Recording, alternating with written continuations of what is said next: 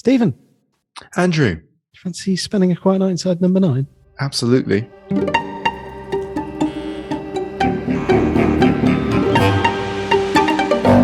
Well, we're going back into the script books. It's been a while, hasn't it? It's been a very long while. I had to sort of dust off the old book. Not a euphemism. No. We had to remember which one we were going back into. So it's the Riddle of the Sphinx, series 3, episode 3. That's right, isn't it? Yes. Yeah. Yes, it is. Yeah, so it was quite nice to chill out with the book, watch the episode, see what was missing, see what was not missing. No. Yeah. See what was not missing. Yeah. See what was kept. See what was lost. Yeah. And we will see how this discussion goes. I'm sort of out of practice with this, and I'm not entirely sure what I want to say, but it'll be fun. We'll dive in.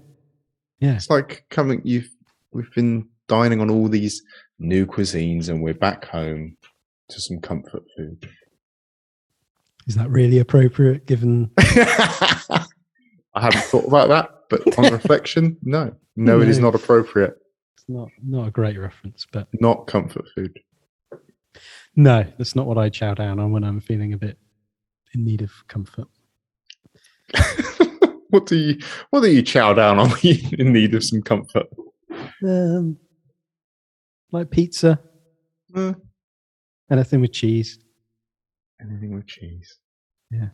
Cheesy chips. Pizza and cheesy chips. Yeah, you can't beat that. Yeah, so any kind of initial thoughts as you sort of watch this with the book? The first big chunk of it is all very true to script, and not a lot changes. And then I started noticing bits and pieces being dropped, things that maybe felt like they were a sort of a step too far, maybe in a couple of instances. It was interesting. I thought that there was no mention of the weather in the script at all. No mention of dramatic lightning flashes and things. Not even any mention of outrageously heavy rain at the beginning. And all of that was quite important. I guess was probably a directorial decision rather than a writing decision when it came down to actually building an atmosphere. Because those were quite, I guess they were almost a bit hammy, some of those lightning claps and things. Yeah. And a bit sort of standard horror film. I'm just trying to... I seem to remember one reference to a thunder. Oh no, it was on the subtitles. I knew I read something. I read thunderclap somewhere. It was on the subtitles. Yeah, when I was trying to work out whether Keel had been changed to Keeble. Oh, and had it? Yes. Oh. And then I intended to look up why that might have been, but I forgot. Someone else can tell us, it's fine. Yeah. And throw it out there at the end. I hadn't quite appreciated the fact that, the brother is called Simon, and this is really Simon Woolley's area of expertise, or 100%. His area of passion. Maybe we should. No, he's an expert. I'd say he does love these things. The cryptic crossword. So yeah, that made me smile. I liked the fact that there must be something in the name. But that's a really good point. Yeah, I hadn't sort of picked up on the fact that there's no direction about the weather, because the weather is quite a character actually in this episode. It says in the first direction about the quad of one of Cambridge University's elite colleges, the moon picks out a figure scurrying across the lawn in the dead of night. I don't know if the moon is the moon. I don't think the moon is there. I think it's just lights on the quad, isn't it? Mm-hmm. I would imagine so. But yeah, because it is raining, isn't it? Yeah, it's absolutely throwing it down.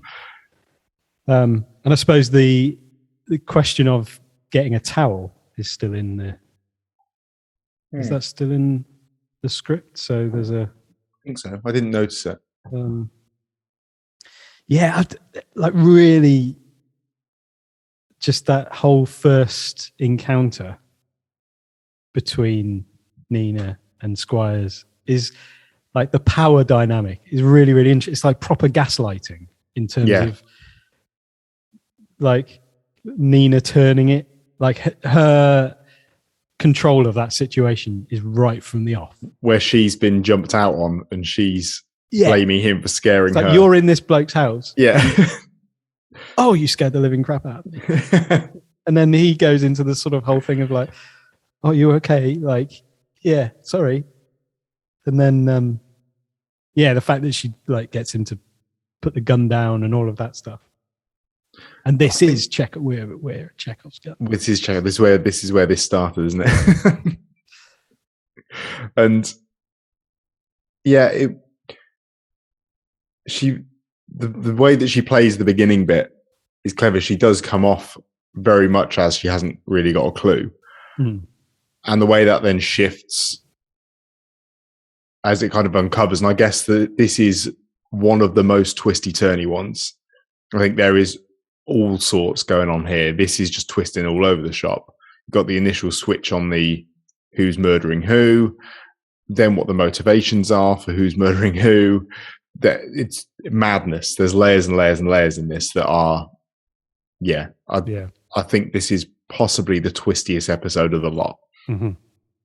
Yeah, and all the kind of Oedipus family weird things going on, and not knowing, coming into a place, not knowing that that's your dad, killing your dad, and then, or thinking you're killing your dad. You know, your dad kills you, but not knowing that you're his daughter. Yeah, but she doesn't know that he's his dad. That he's her dad, does he? Either? No. Does she? He? I don't know. See, it's all over the shop. Yeah. So, yeah, like I said, it was very much true to script. There was a gag dropped about Rag Week, right near the beginning, that I don't know whether they just felt it was a bit much. Yeah, probably like unnecessary. If you're going to drop stuff, you go, that probably doesn't need to stay. Yeah, doesn't need to be there. Yeah, the other thing in the direction in the first, so on the first page, like on top, so talking about the trophy cabinet, on top of the trophy cabinet is a photograph of a Donish-looking man, Professor Squires, in front of a large filled-in crossword puzzle. He's proudly holding one of the cups with his wife Monica by his side. Shabby bearded man stands beside him, applauding glumly. There is a fleeting glimpse of that photo. Oh, really? But it's not like that. I think in their minds it sounds like there was going to be a more prominent sort of showing of that as a setup. Who was that going to be? Well, so I think in the picture it looks like it's Simon, maybe. Is it as right. That was my assumption. Oh, does he talk about that? Do they talk about that later? About who's that in the picture? Yes. Yeah, he's not applauding though. He's just sort of there. glum, just there, glum.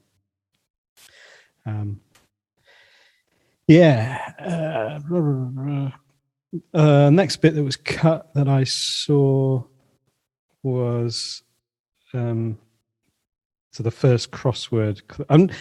Do you know the funny thing about this?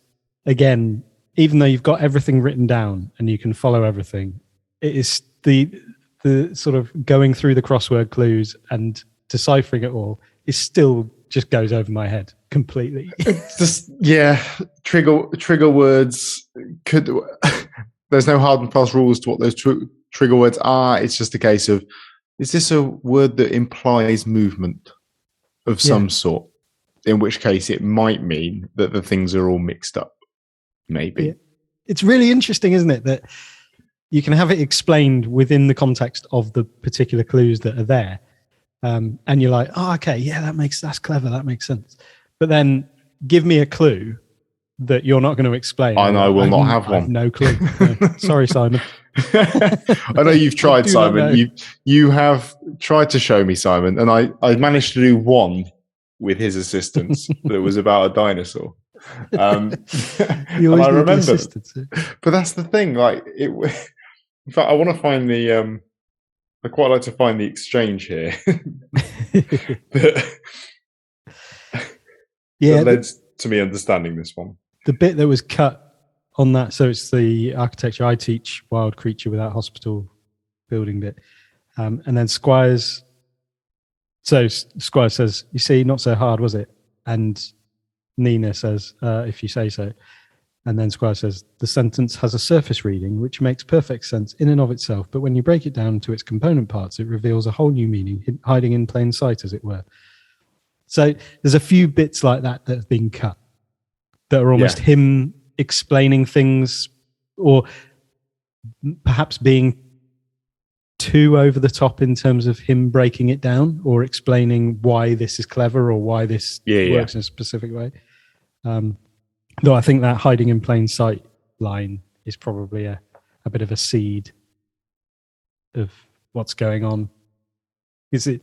Yeah, in some ways it's one of those episodes we often talk about things being concealed beneath the surface in Inside Number 9, and this is an episode where things are concealed beneath the surface of cleverness and the crossword, but they are equally hiding in plain sight. There's also a black and white and red all over clue as to what's going to happen at the very end of the episode. Yeah, it's true. Very true. Have you found your exchange? A little bit of foreshadowing there that you really have no idea where that's going. Yeah, it was a shame to have lost. I quite enjoyed hearing that bookkeeper is the one word in the English language with 3 consecutive double letters. Yes. I didn't know that. And now I do know that. I know, yeah. Yeah, so that was cut. Why'd you cut that? Where was that? Oh, there, yeah. And yeah, it was just, I guess it was just little bits and pieces that they were running over time and felt that things had to disappear and they could quite easily just cut the, because I guess the whole point of Squire's character is that he shows off. He's all about the performative stuff, wordplay, just using far more words than are needed often. Yeah. And it's very easy to just cut the odd line from that, although it turns out some of them are quite interesting. Yeah, no, that is true. And so I was trying to work, they're talking about the Tory leader. What could Tory leader be? And Nina says Boris. I was thinking, this is before all of that. Was this before? Well, yes. Yeah, definitely before that. Was it? Yeah. So have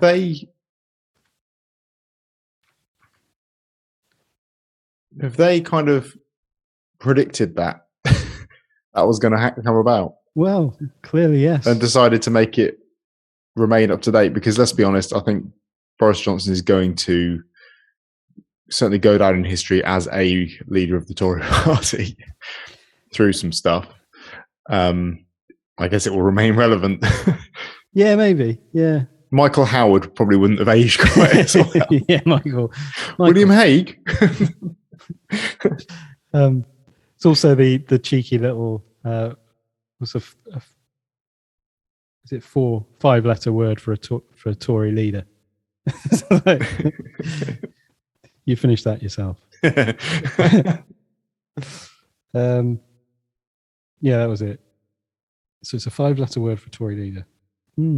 What is such a word? Yeah. Oh, yeah, that was another one. They cut Squires talking about, after every word is chosen for its letters, Nina. The creation of a crossword is very precise art, and it's the setter's job to confound and bamboozle. It's those kind of, I think they remove some of those self-aggrandizing moments. And it might just be timing. It might be like, that's just too, you don't need that. it's this weird pleasure he's getting from this as a crossword setter, though, that he will most likely not meet the vast majority of the people that attempt this crossword. He doesn't get to see them struggle. He's just assuming that they will. And that's where his pleasure is coming from, is imagining all of these poor students sat there with their cryptic crossword open, struggling, bamboozled, unable to work out what on earth is going on. Yeah. He's sort of getting a glimpse into his enjoyment that stretches beyond just being a setter, or the enjoyment of the setter is bamboozling and like unsettling people to the point. Because this really thing, I guess it is it's the sort of thing where if you enjoy setting it, you probably enjoy flexing your mental muscles a bit. Yeah, I wonder where the balance is between wanting people to get your clues and also wanting them to be completely stumped by them. I guess you want people to get it and go, that's genius. That works. And I'm really satisfied that I got there. Or does he? Flower, I don't know with him. Flower, I don't think that. I think if I was good at crosswords and that came up, I'd be really annoyed. Well, there's also a few more that are pulled out later on, aren't there? By like the Swamp Tyler. Lands.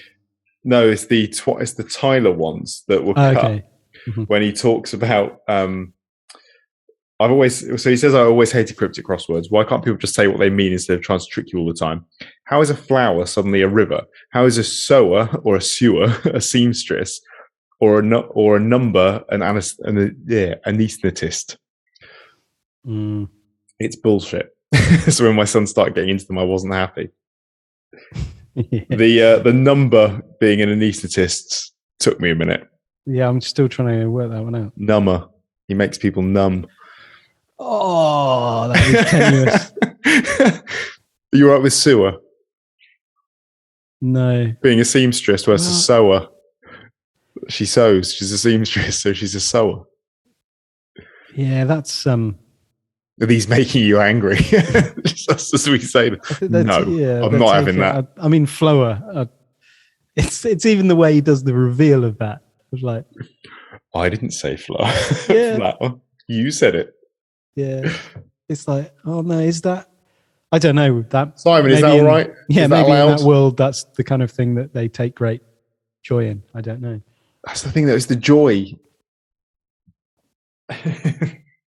Yeah, the joy in people struggling. Exactly. Yeah, it's funny again. Having watched this episode so many times. And I think we've talked about this before, how you can still forget what happens. So I forgot about the switched cups. Oh, had you? Like just temporarily. Until That's I was brilliant. like, oh no, he comes back. Like in my mind, he had been paralyzed. Is that because he plays that quite well when he starts doing his choking thing? I think so. Yeah, because the coughs, he really... The coughs come in over time, and and there's no reason. There are no clues given to the fact that he wouldn't this wouldn't be genuine. So I was like, "What? Of course I remember that. That's ridiculous." That's true. Yeah, it's weird. Which is good because it's a bonus. It's a bonus that you get to watch this again. Haven't forgotten what happened. It's one that I remember kind of overarching kind of what happens, but I forget the twists and turns that it takes to get there, which is nice. So there many he is. twists and turns. Yeah. Do you need to get that, mate? All right, mate. So it starts the cut of when Nina starts. She shoves her fingers down her throat to try and be sick, and then he says, "I shouldn't bother. The toxin's already swimming around in your bloodstream by now, as well. You know now who's pathetic."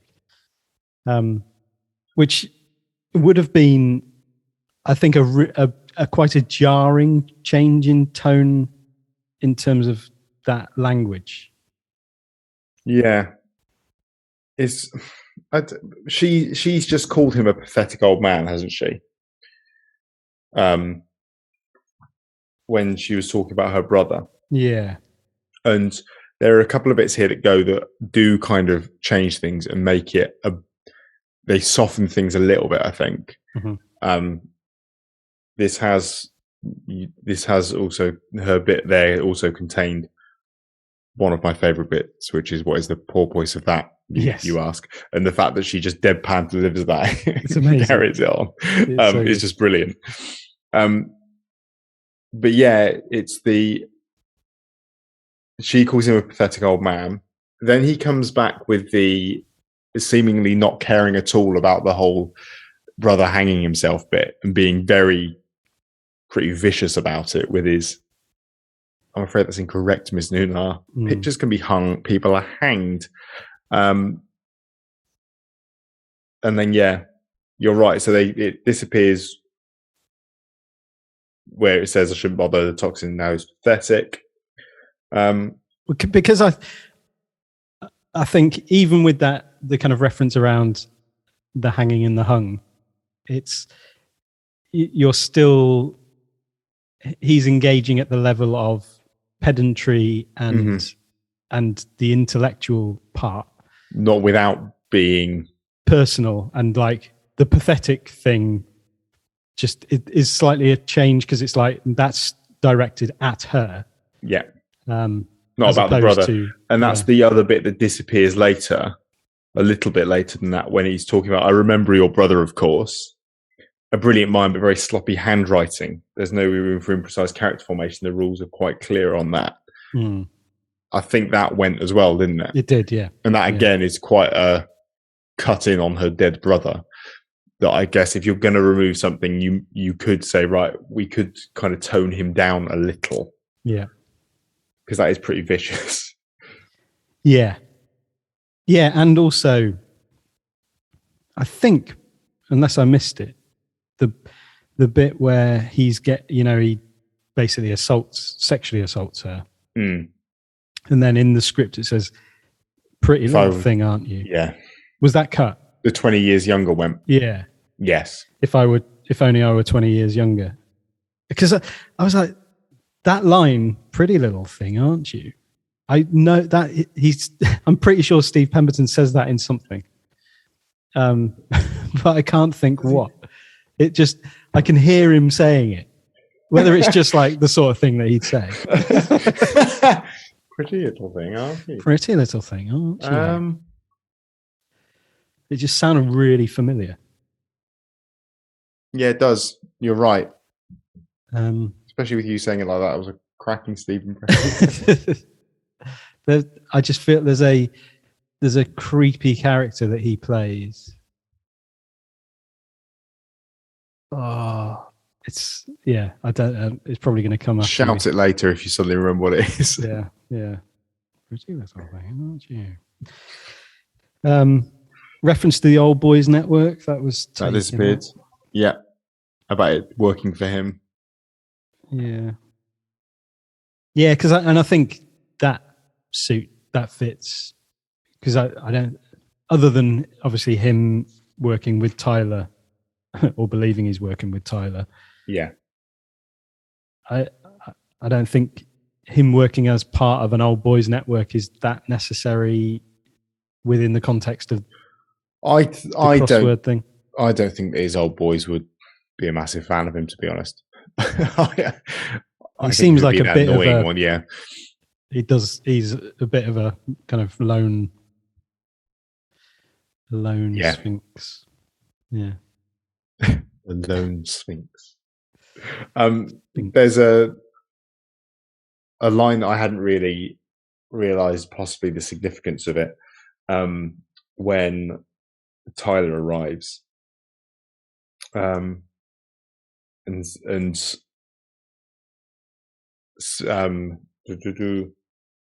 Squire says that you left her with me. I might have slipped her one, and Tyler says, But I don't think that would be appropriate. Right, yeah. Almost a little nod to the fact that it really, really, really would not be appropriate. Because Tyler knows it's his daughter. It's a bit bloody dangerous leaving me all alone with a young girl in that condition. It was all I could do not to slip her one.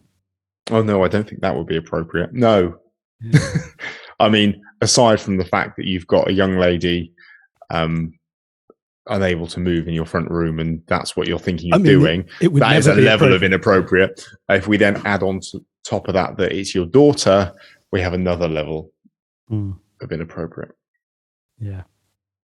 Yeah, but then he sort of reinforces the issue, doesn't he, when he says, I'm a red-blooded mammal, Tyler, not like those bloody dolphins is in the script swapped out for mollusks. Oh, is it? Yeah. I didn't spot that one. The mollusks you spend half your time with. I think mollusks is a better reference than dolphins. Not after the porpoise reference earlier. Oh, yeah. I want to get the dolphin thread running. But dolphins, I imagine, I could imagine having a better time hanging out with dolphins than mollusks. I imagine a bit more of an insult. I guess so. Hanging out with mollusks is a little derogatory. Hanging out with dolphins, it's like that's brilliant. You're living the dream. People love that. People that have that on bucket list, hanging out with dolphins. Exactly. Yeah. Bloody dolphins. Bloody dolphins. But then later on, he loses the line about losing his student, where he says, "Plenty more fish in the sea." Yes. Which is a shame. I like that. It was a. Yeah, that's a split second. Keep it. Exactly. You can leave that in. That's nice. Yeah, a couple of other. So them talking about. Don't feel too sorry for her. That's what she wanted to do to me. Remember, and Tyler having a go. You wouldn't have lasted half as long if you drunk it. Well, you are getting on. I read this next bit as Brian's still sharp though, and I was like, "Who's Brian?" But it says Brain. It's what Tyler calls his scalpel. This is Brian. He's still sharp. I don't mind so much losing the corporeal as long as the cerebral remains intact. Go on then, give her a bloody vaccine and let's send her on her way. And please remember, Nina Nuna, or whatever your name is, attempted murder is a very serious crime. You're lucky I haven't contacted the authorities. So that's taken out. And then it's just the go on then is left in, which is the give her the antidote bit. It's weird that he has no idea about tetrodotoxin and what it does, and that there isn't anything that can be done at this point. You'd have thought he would know. Because he seems to be the sort of person who knows everything about he's the sort of person that makes you believe he knows everything about but everything. Actually doesn't. He knows about pufferfish and fugu. Yes. But he doesn't know that basically you're toast. Exactly. So to speak. And then the hour reference is changed as well. Squires, but you said 4 or 5 hours, and that's changed to you said 6 hours. Did someone read a book about it and go, maybe, hold up. Come on, we need to let's make this. Yeah, because Tyler does need to he needs to know his onions. He does need to know his onions. Yeah. Fish, his dolphins, his pufferfish. His alibi was taken out though. Yeah. He was meant to be at the cinema, wasn't he? Yeah, and I think that's okay. Not that he needs an alibi, to be honest, with a crossword puzzle in the room that basically confesses to everything and his suicide scene there for all to see. I think the police would just be very relieved that they could treat it as an open and shut and go, you know what? Exactly. This is good. Done. Yeah. Don't ask anyone anything, for goodness sake. I don't think his alibi isn't a necessary part of the. Like it's such a well executed plan, as far as he goes, that an alibi is unnecessary. Like, he won't even be a suspect unless somebody's seen him, in which case his alibi doesn't stand anyway. But yeah, good point. Although it'd be their word against his. And he does have a ticket. That is true. But then it's like that as an alibi is like, yeah, is there proof that you were actually there? Like, there's one thing having a ticket. It's another thing there being actual evidence that you were there. Yeah. Yeah. That is true. Yeah. It's not cast iron. Like a frying pan. Which brings us very neatly to that was beautiful, mate. Well done. It loses something when you congratulate each other about how great that was. Doesn't happen that often. So yeah, directorial decisions around the weather, and also seemingly in complete defiance of what the script says when it comes to cutting people's flesh. Because it very specifically says, we stay on Nina's face as Tyler cuts a small strip of flesh from her buttock, but we don't see it happen. It does not say we see an initial incision made, then the camera goes to soft focus, but remaining on shot as Tyler cuts a strip out of her buttock. Yeah. I seem to remember an Inside number 9, because is this Guillaume directing this one, and them talking about a lot about the weather, the fact that he was like, no, we need to show that more than you want to show it. And did they speak about what that did in terms of the conversation with BBC about that being shown? I don't think they talked about that, because I can't imagine that was straightforward. I can't imagine that's a straightforward decision to make. That it's okay. No, we need to show that, it'll look better.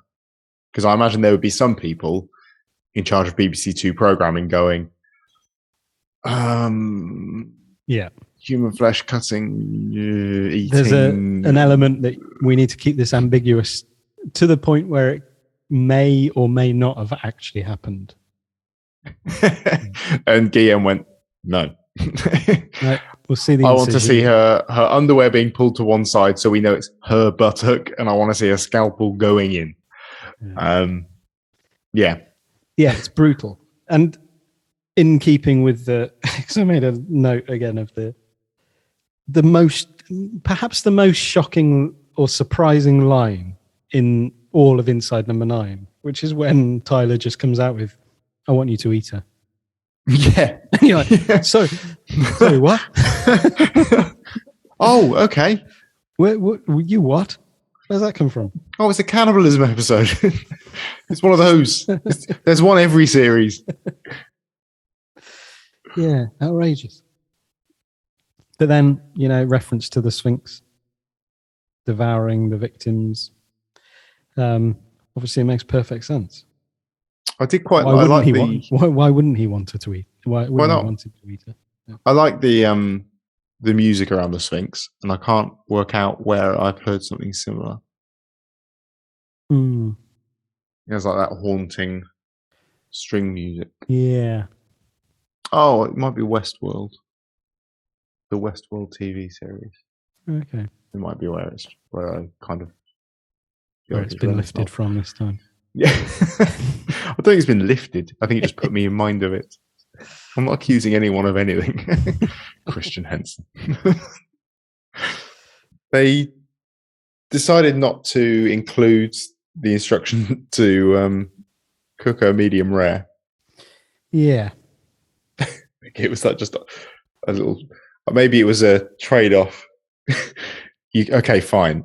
You can keep the shot, but don't talk about how thoroughly you're cooking it. Yeah, no, I'm glad that was taken out, because if it wasn't sort of a play on words or anything like that either, was it? No, there was no sort of added meaning to it. No, it was literally just, we're going to treat this as steak. The chef recommends this dish medium rare, which would also insinuate perhaps that Tyler chows down on human flesh, and as the chef knows, how it should be It's cooked. a certain lecture There is, yeah. level to that line. Yeah, humans safe to eat medium rare? I don't know. It's a good question. If we taste like chicken, then don't. But we're red meat, aren't we? We're not like. No, I think we're more like pork, aren't we? Oh, we? I think so. I don't know. Yeah. I think we're more porky. And it tastes like chicken. Tastes like, well, I don't know who's saying this. No. Because I have questions for anyone that tells me. Yeah, humans taste like chicken. Yeah, it's either hearsay or do they? A really dark secret that isn't really secret right now. Humans taste like chicken. How do you know? Yeah, you know. Everything does. Pork doesn't taste like chicken. No. Good point. Most things that aren't chicken don't actually taste like chicken. It's a nonsense. I had an apple earlier. It tasted just like chicken. Quite disconcerting. Yeah, I don't know where that comes from, really. No. Is it things that you don't usually eat tend to taste like chicken? Or which probably means that they don't taste like chicken. It's just is it just something your brain does? Yeah, exactly. You go, what is this similar to chicken? Yeah. It's almost like your brain is looking for that, searching for the frame of reference that makes it okay to eat, or like a familiar thing that is. I'd also struggle. Just like chicken, don't worry. I'd also struggle to characterize what chicken actually tastes like. A bit like turkey, but less dry. Yeah, less dry. What does turkey taste like? Dry chicken. Look, don't you apply your circular logic here. This is nonsense. And yet an egg tastes completely different. It does. Very much so. Explain that. Explain that science. Stumped you. Bamboozled. Oh, I can see why he likes it. Why he enjoys the bamboozling. That feels good. I love bamboozling. Do you ever play the teletext game Bamboozle?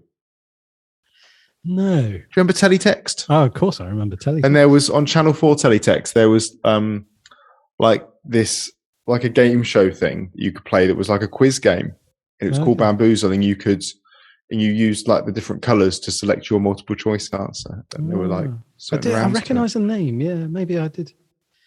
I spent most of my time on CFAX. I was more sort of BBC based. That was for the football, wasn't it? Yeah, 302 football scores. Yeah. That's just the whole football page, wasn't it? 302. 303 was football scores. On 300 was just sport, wasn't it? Yeah. 888 subtitles. Yeah.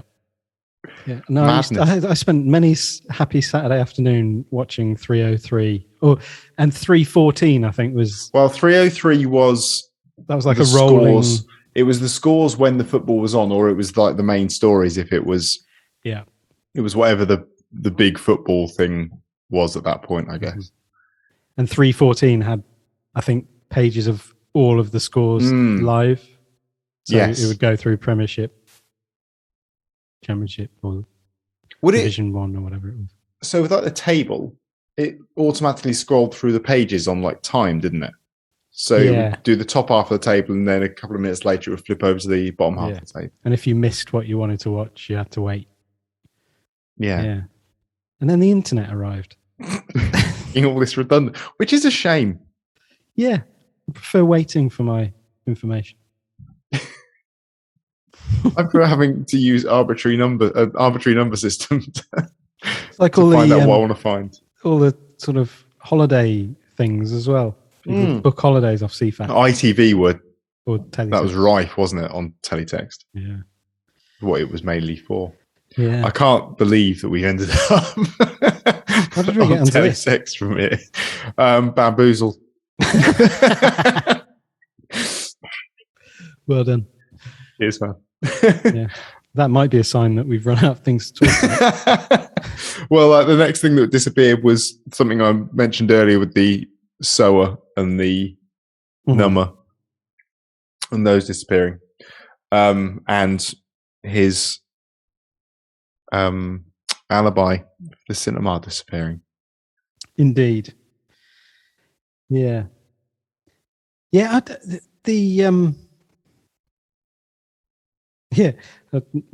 No, the very last direction, a spatter of blood on the crossword, black and white and red all over.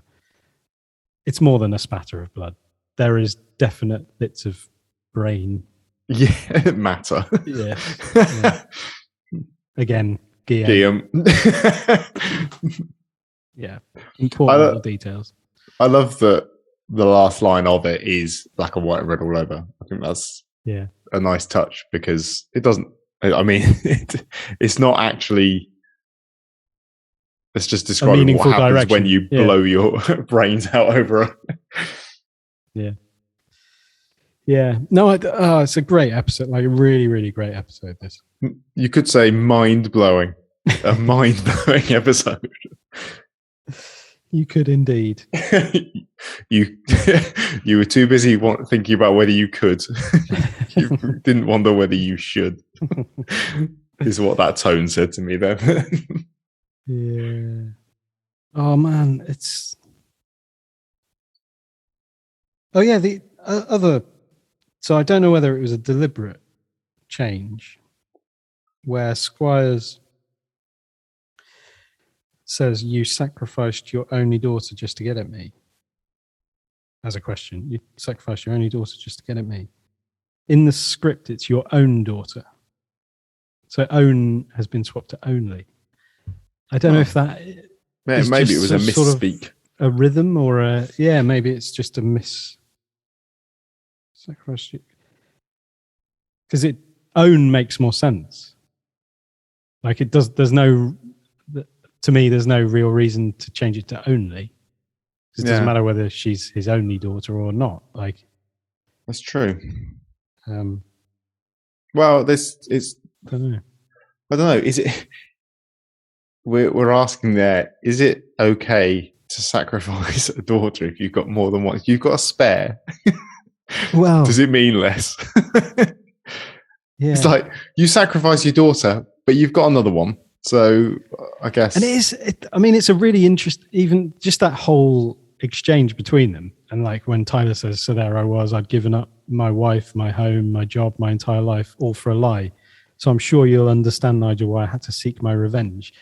And actually, and then the weird thing is Nigel then rushes over to Nina and holds her hand and like seeks help. It's like nothing has changed there other than the fact that you now know she's related to you by blood. Which is...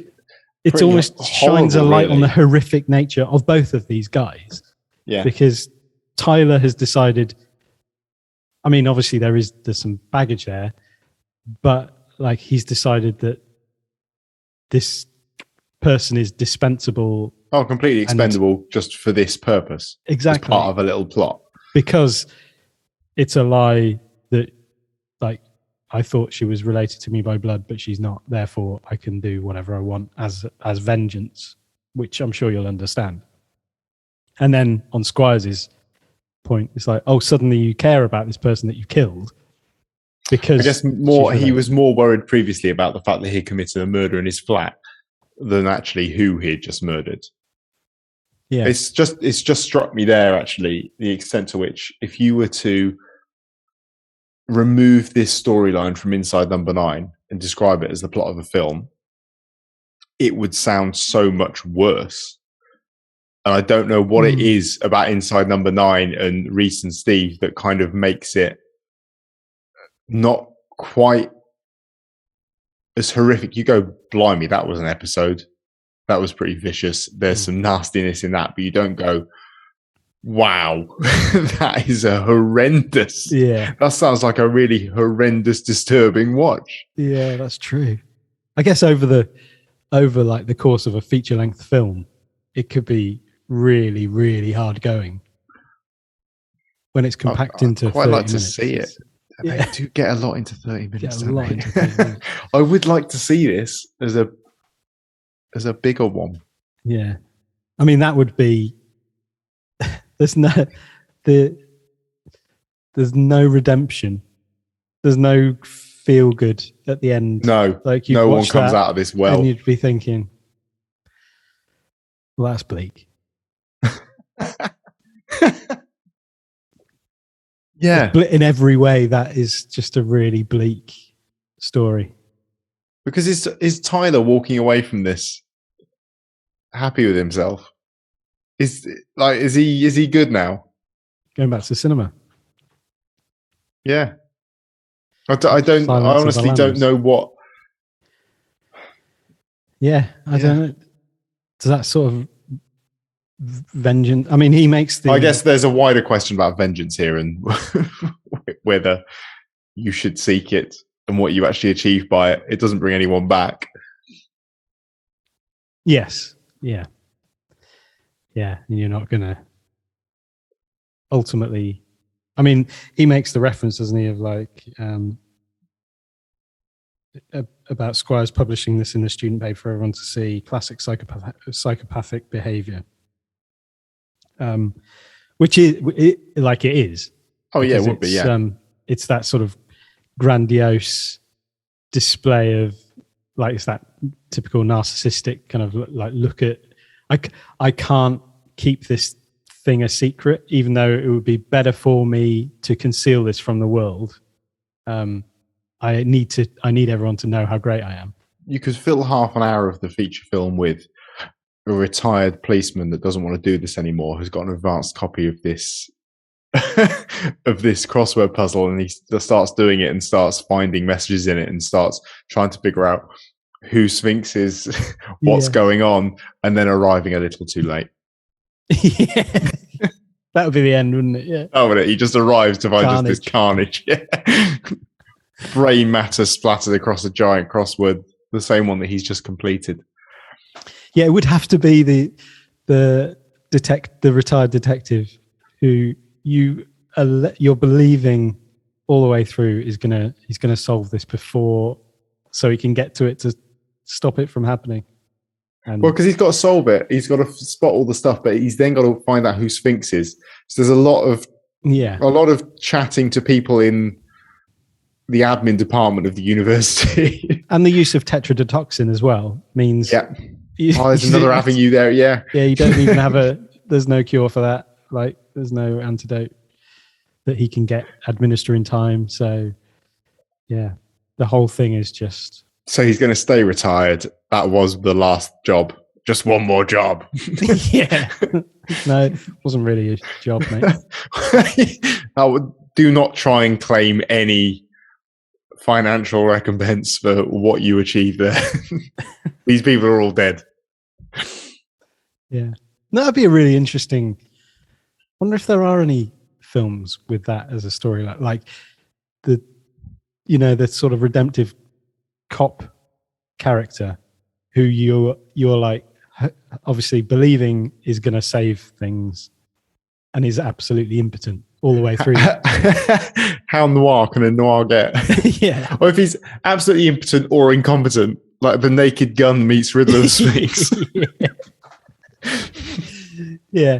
It's just like the most incidental character who has no bearing on anything, but it just so happens that the camera is following him. It's like a mockumentary. Yeah. I like that idea. What, a mockumentary following a guy that's just retired but decided he's going to do one more job once he starts doing a crossword. What makes absolutely no impact on anything. Why were we filming him in the first place? To see if he could stay retired. Yeah. Yeah, turns out he couldn't. We were filming like the day in the life of a retired detective. He just so happened across an advanced copy of a cryptic crossword that led him to take on one more job. Yeah, and we've all seen that story. Yeah, they stumble upon this thing by accident, but then he doesn't solve it.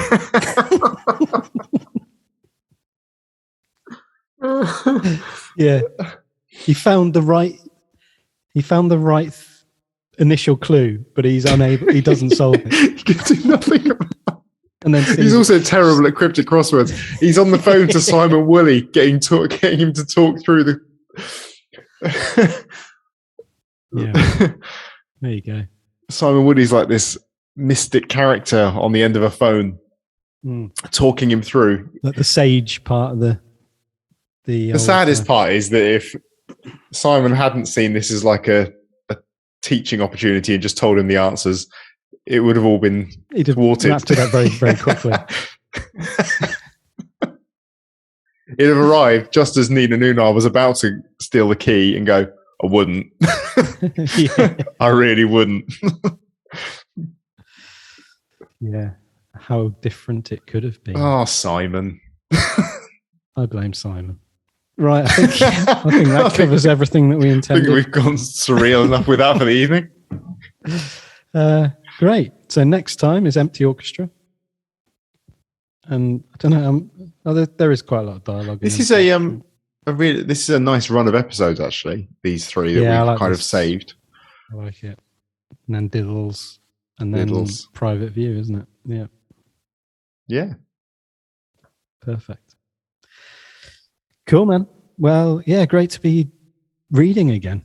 Back in the saddle. Have a good week. Yeah. I thought you were going to do some like wrap up things of where people can talk to us and things, or need not. Well, I've realised that we're really bad at Twitter.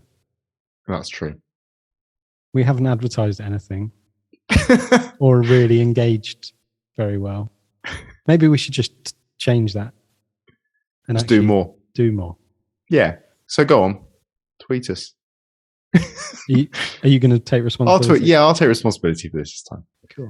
We're going to get better at Twitter. So drop us a message about anything you've heard over the last however long this has been at AQNIN9. Drop us an email at aquietnightinsideno9@gmail.com. The initial at's not necessary in that email address.